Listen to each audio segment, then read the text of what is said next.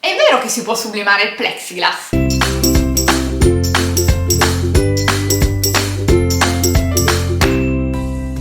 alcuni casi si può, ma in altri no, quindi vi faccio vedere tutte le varie differenze di sublimazione del plexiglass. Mi trovo sul programma Affinity Photo per andare a stampare la grafica per andare a sublimare, anzi a farvi vedere se si può sublimare o meno il plexiglass e nel caso quali tipi di plexiglass. A questo punto devo semplicemente inviare il tutto alla stampante, quindi faccio clic qua dal menu file, vado su stampa, seleziono Sawgrass Print Manager, mi raccomando non selezionate mai la stampante Sawgrass direttamente, fate clic su ok e attendiamo a questo punto che si apra Print Manager ed eccolo qua. La prima cosa che voglio ricordarvi è questa: mettete qua come impostazione sempre acrilico, perché in realtà stiamo andando a utilizzare proprio l'acrilico in un certo senso, e poi allora andremo a specchiare in questo caso l'immagine, ma vi ricordo che con il plexiglass non va mai specchiata. Vi faccio anche vedere perché io la vado a specchiare e andremo quindi a stampare due grafiche, una specchiata e una non specchiata. Vi spiego anche poi il motivo. A questo punto andiamo a stampare su colore. Vi consiglio di mettere colori vividi e non fotografici in questo caso specifico, cioè se fate una grafica tipo questa, ma diciamo che in linea di massima quasi sempre su plexiglass va bene colori vividi. Stampiamo e andiamo a vedere come procedere. Ed eccoci qua. Allora, questa è la grafica che ho stampato con la mia stampante Sawgrass, mentre questa è la lastra in plexiglass su cui andrò a trasferire. Prima di farvi vedere bene come procedere, perché la sublimazione del plexiglass è molto particolare, vi dico subito questa cosa.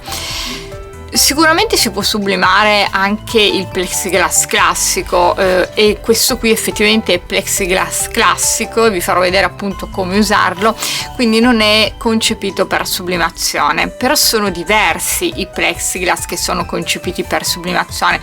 Hanno un rivestimento che permette di avere una maggior resistenza al calore e soprattutto di incorporare più facilmente il colore, quindi ci sono delle differenze.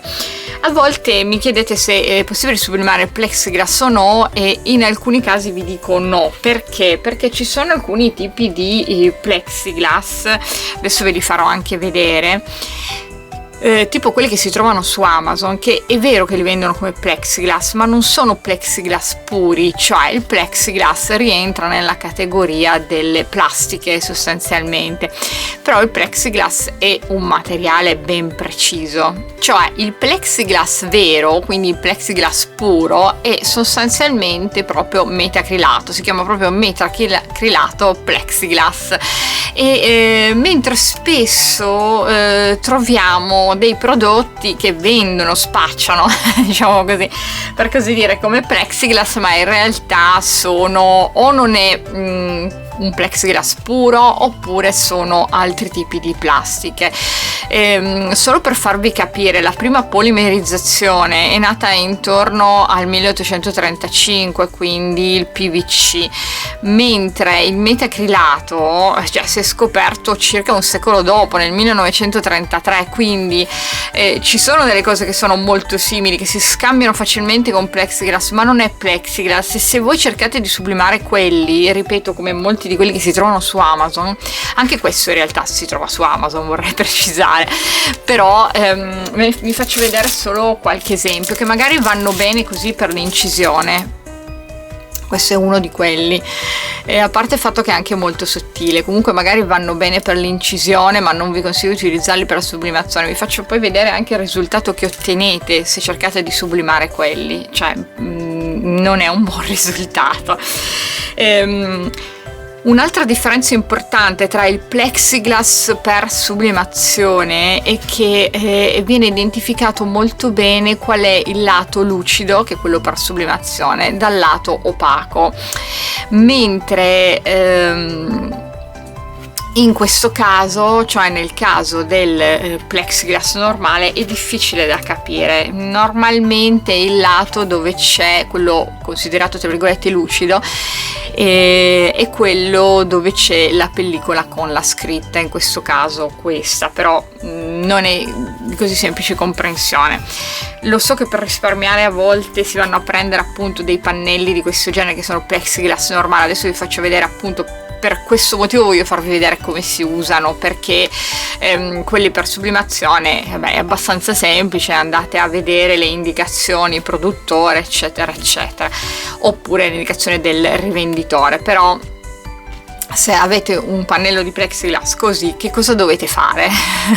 Adesso vi faccio vedere tutti gli step. Attenzione, perché dovete seguire delle procedure un po' particolari, quindi andiamo a vederle nel dettaglio. Ora, la prima cosa che andiamo a fare è questa: posizionate sempre un foglio di carta forno sul tappetino, attenzione perché un minimo si scioglierà, quindi posizionate sempre la carta forno per evitare di danneggiare i tappetini, anche perché questi tappetini comunque insomma hanno un costo abbastanza elevato.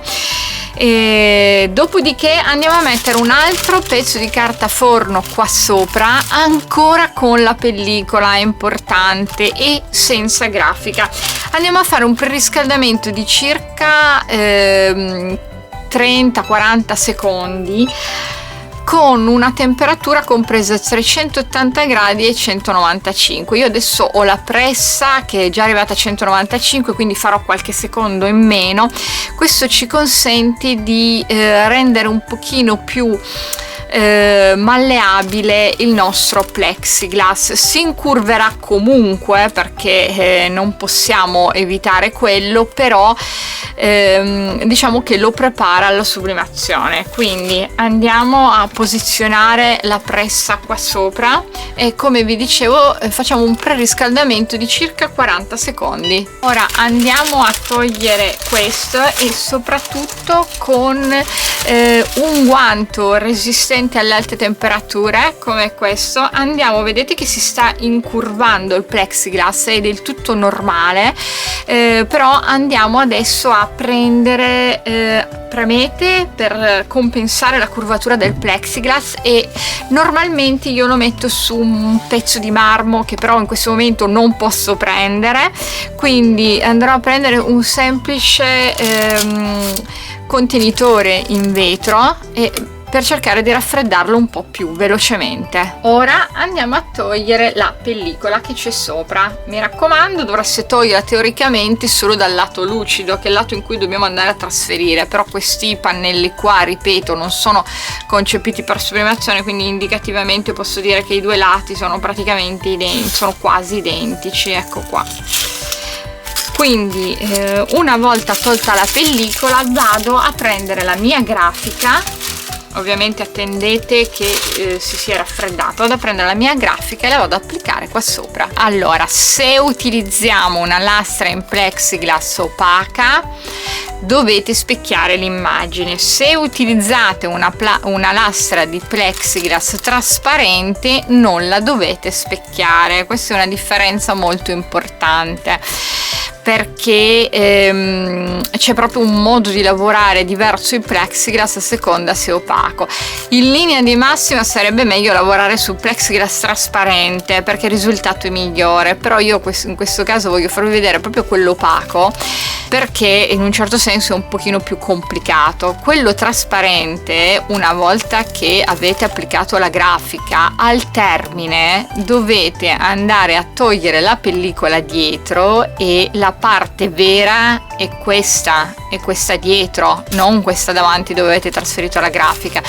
Invece nel caso del plexiglass opaco come questo è chiaro che siamo obbligati a trasferire da questa parte, e ripeto, non è perfetto.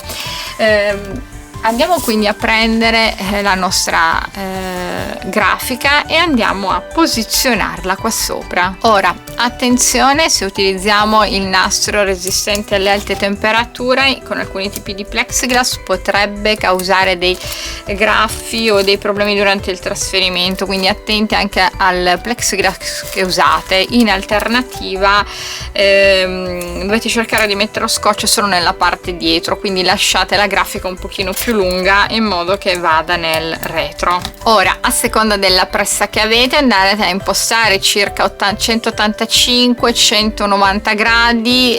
In alcuni casi, con alcuni tipi di plexiglass, specialmente se sono spessi, potreste arrivare anche a 195 gradi con la vostra pressa. Quindi una volta posizionata la grafica, mettiamo la carta forno e iniziamo il trasferimento. Vi ci vorranno circa 90 secondi per trasferire. Cercate di premere con questi tipi di presse un po' bene, perché altrimenti trasferisce magari in maniera non omogenea. Un'altra cosa importante che vi dico subito è che non potrò farvi vedere il lavoro perfettissimo, perché dovremo andare a collocare subito, immediatamente al termine, il nostro plexiglass sul marmo, come vi ho accennato anche in precedenza, per cui non potrò farlo io in questo momento, ma vi consiglio proprio o delle mattonelle o del marmo, sia sotto che sopra, per farlo non solo raffreddare velocemente, ma anche per evitare che si imbarchi. Quindi un peso, se non avete il marmo, almeno 2 mattonelle in ceramica. Ora, al termine del trasferimento, alzate la pressa e a questo punto attenzione, perché sarà un po' sciolto, quindi fate molta attenzione e ripeto, andate a posizionarlo in un foglio o per meglio dire in una parte in marmo, oppure in questo caso io lo vado a mettere nel vetro. Premete bene per compensare l'incurvamento e andiamo a togliere subito la carta.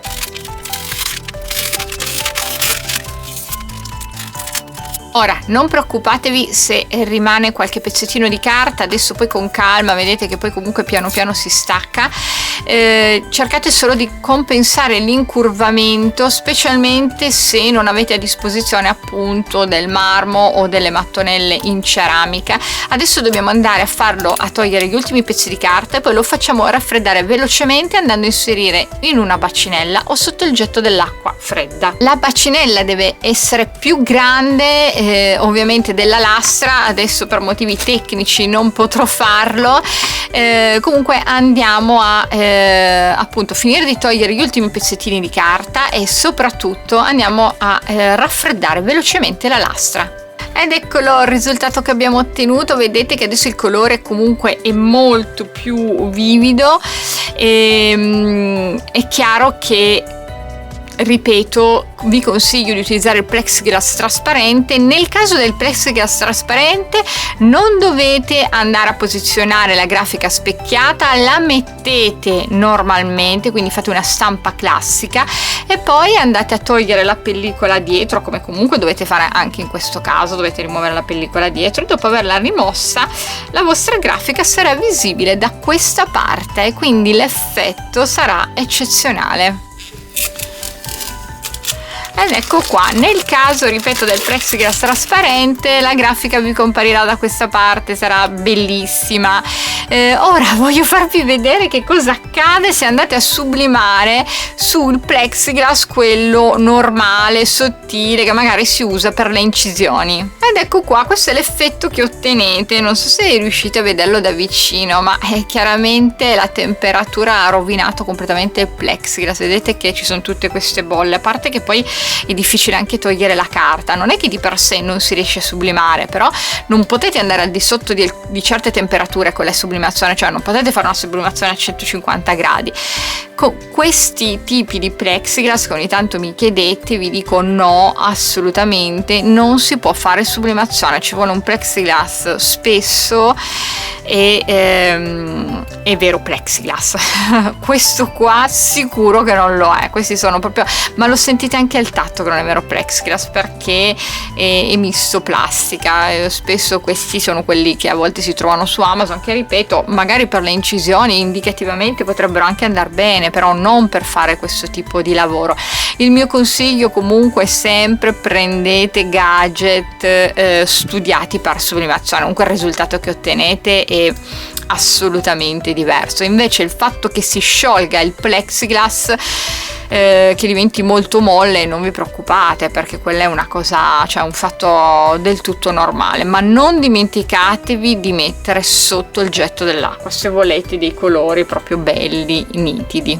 A questo punto il tutorial è terminato, vi ricordo come sempre che potete trovarne tanti altri sul sito mycricut.it, che potete iscrivervi al gruppo Facebook Cricut e Silhouette Italia.